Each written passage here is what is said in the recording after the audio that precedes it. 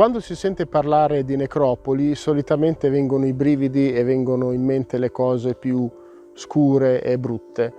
Ma in realtà, se pensiamo che la necropoli era un qualcosa che anticamente veniva costruita affinché la persona morta potesse arrivare molto più facilmente all'altra vita, anche grazie a cibo e ad oggetti che appunto venivano lasciati vicino, ecco, se consideriamo questa cosa qui, forse già possiamo pensare alla necropoli in modo un pochino più diverso, un pochino meno drammatico e anche più positivo. Ci troviamo a Sorradile, in provincia di Oristano, e stiamo per visitare la necropoli di Suprunitto. Seguiteci, mi raccomando, vi invitiamo a iscrivervi al nostro canale YouTube e alla nostra pagina Facebook e Instagram. La necropoli di Suprunitto dopo la sigla!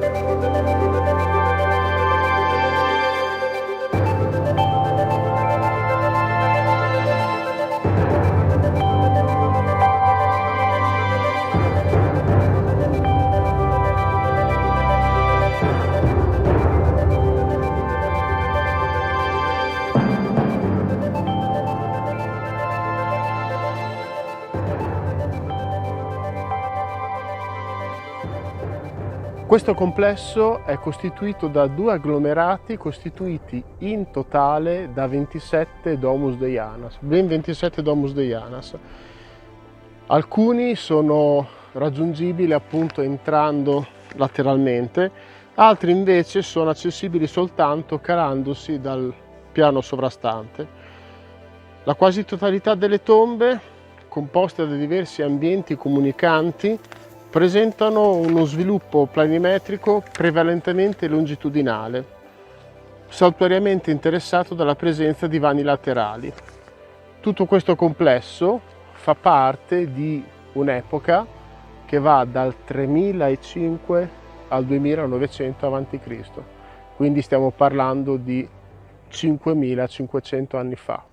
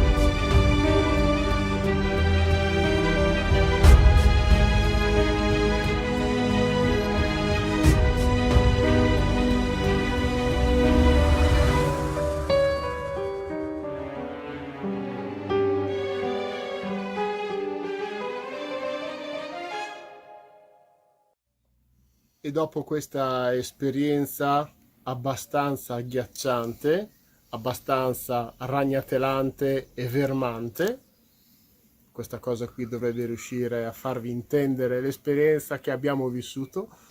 Vi salutiamo e vi diamo appuntamento al prossimo video. Grazie! Ciao!